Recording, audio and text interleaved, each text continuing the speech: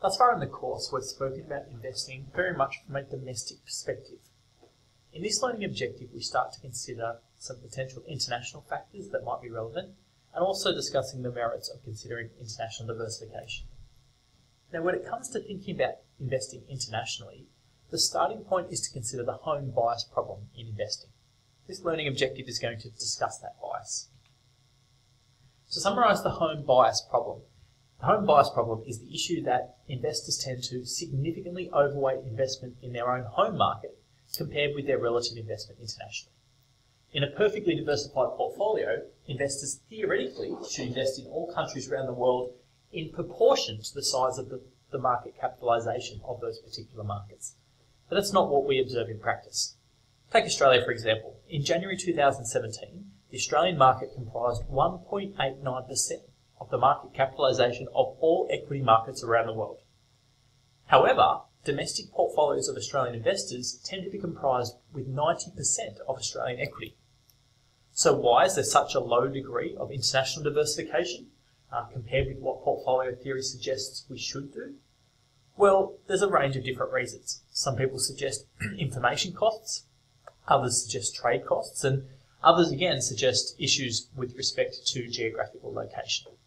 So what are some of these explanations? Well, first of all, there can be information costs because it can be difficult to access information regarding firms and stocks on international markets. And we know that the less information that's available or can be easily obtained means the higher risk of investing. Therefore, some people might argue that it's actually riskier for an investor to invest in foreign markets.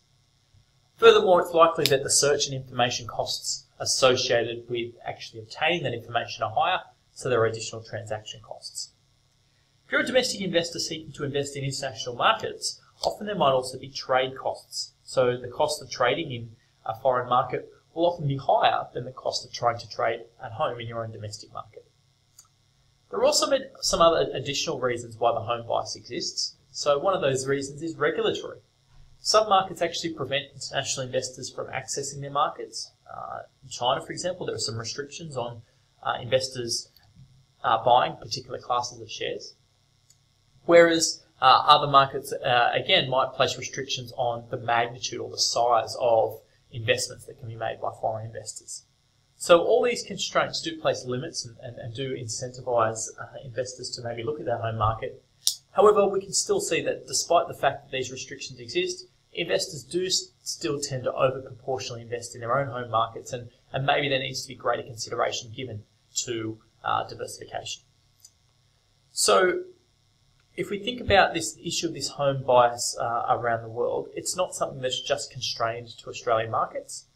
We can see that across the world, there are significantly large proportions, generally around 90% of investors' portfolios in their own domestic stocks, whereas each of those markets comprise a very small proportion of the world equity market. So if I were, for example, a Canadian investor, theoretically I should only have 2.3% of my wealth invested in Canada, 3.6% in France, 4% in Germany, and so forth. However, the average Canadian investor actually has 93.4% of their total wealth invested in the Canadian market. So this huge overbias. So given the fact that there may be motivations for investors thinking about diversifying internationally, so portfolio theory says that we can achieve better risk-return outcomes by doing it, and we can diversify more widely. The issue we just faced earlier was there might be some constraints to doing so. So a key question is, how can investors overcome that home bias, and how can they invest internationally?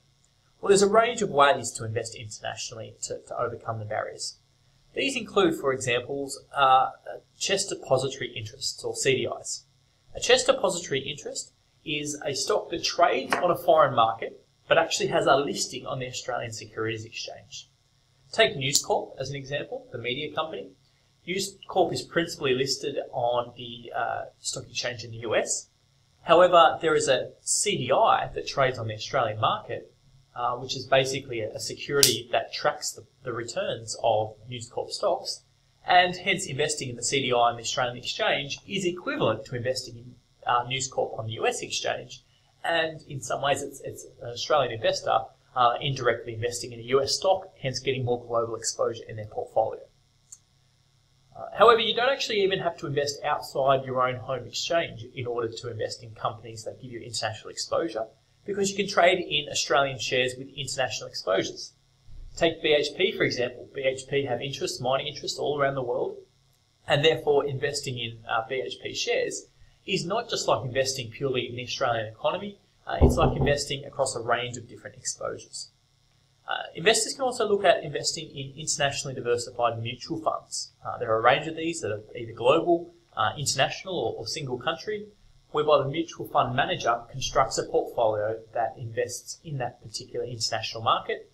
It means that the investor themselves doesn't have to do it directly, but they can, through buying units in that fund, get an exposure to an international market. And furthermore, there are a whole lot of exchange-traded funds that trade on the Australian Securities Exchange that are ETFs that track indices of foreign markets. So many of the large foreign markets around the world, there will be ETFs on the Australian market that track them. Take the US market, for example. There are several exchange-traded funds on the Australian Stock Exchange that are actually baskets of securities that are US securities. Hence, the returns on those ETFs will track the US exchange. So home bias is something to consider. It's a problem that investors need to overcome, and we've outlined some ways that investors can easily get global diversification into their portfolios.